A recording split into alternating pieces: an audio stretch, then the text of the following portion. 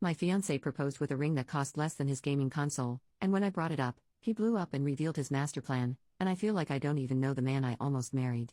So my fiancé is quite well off, and while I don't make as much as him, I certainly would not be struggling on my own.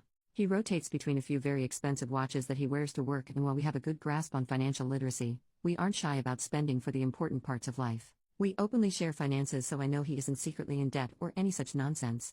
The ring is nice and understated, but more of a nice stacker than an engagement ring to show off. The stone, which I'm doubtful of being a diamond, is quite small. It is not heirloom. When friends or family get engaged, there is always the excitement in sharing the news, and inevitably someone will ask to see the ring, and then everyone coos over it, and it's a good time.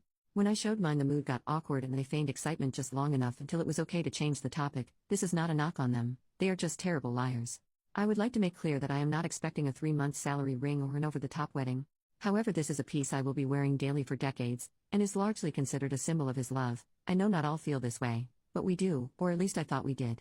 But I really don't think I'm out of line for thinking of it as a long-term investment piece given the amount of wear it will see and the sentimentality behind it. Surely it is worth more than a gaming console? Am I being a jerk here?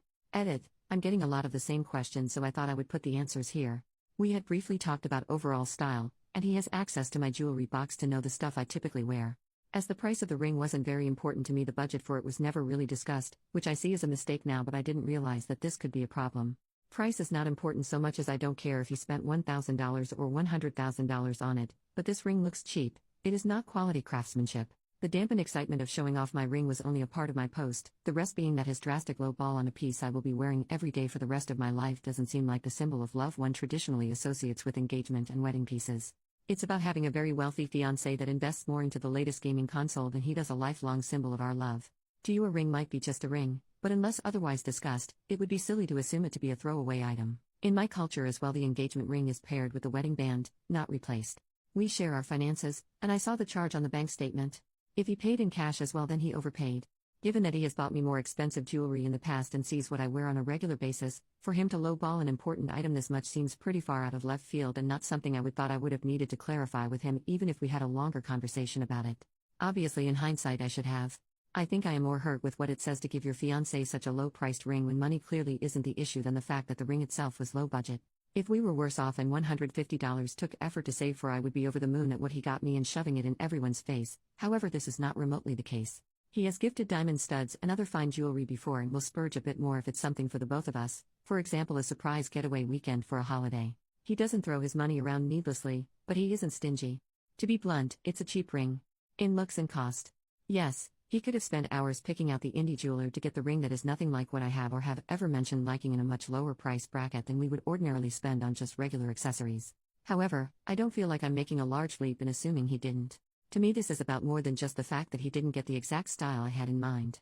I also take exception to the people here acting like being unhappy with the ring means I'm unhappy with the engagement. Nowhere have I ever said this to be the case. Life isn't an all or nothing game. I can be unhappy with the ring while still being madly in love with my fiancé and thrilled to spend our lives together. We will be talking about this for sure, but I know this can be a touchy subject and wanted an objective eye on it first. I will update this post after that conversation. Update. He came home and we were settling down, and around dinner I started the conversation with honey, I'd like to talk about the ring, and before I could finish he just blew up. Started yelling freaking finally and how I'd ruined everything by waiting so long.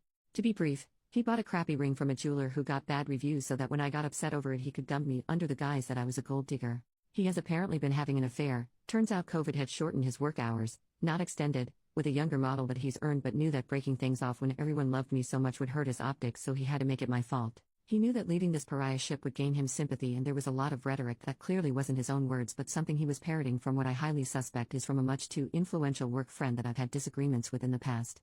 Changes I had attributed to work stress are glaringly obvious to me now as symptoms of something more malicious under the surface, and I feel really ashamed I didn't see things more clearly earlier or wasn't somehow able to head things off before they got this far. I won't be sticking around to dig any deeper, but I know my now ex-fiancé would not have done and said the things he did without being pushed from bad influences behind the scenes. This doesn't mean I forgive him. I think he is incredibly weak and feeble-minded for letting this happen to us, but I also doubt I will be contacting many of our mutual friends as the dust settles. I left in the middle of his tirade around the 15-minute mark and am staying with at my mother's. I haven't cried yet, and I think I'm still waiting for it all to suddenly make sense, but I know logically it might not ever.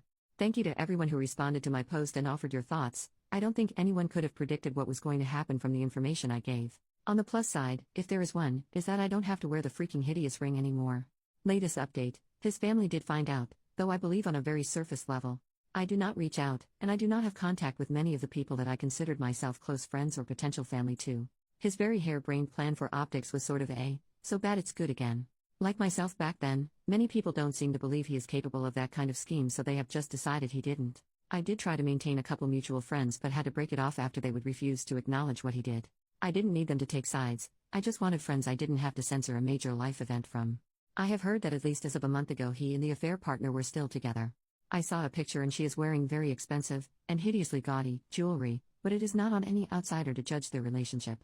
For at least a split second of the photo it looked like they were genuinely smiling at each other, and seeing his dimples again and in that context was very difficult. So no, the pain isn't gone. I did not find a Prince Charming after. I did not make good choices in general in that regard and am now single again. However, I am finally processing and going through true healing that should have started when this all went down and not after some extended self-care that put other areas of my life in jeopardy. I'm fine, not great but better than I was. All things considered, I'm still incredibly fortunate in life, and I am doing my best to celebrate what I do have rather than look at what and who I don't.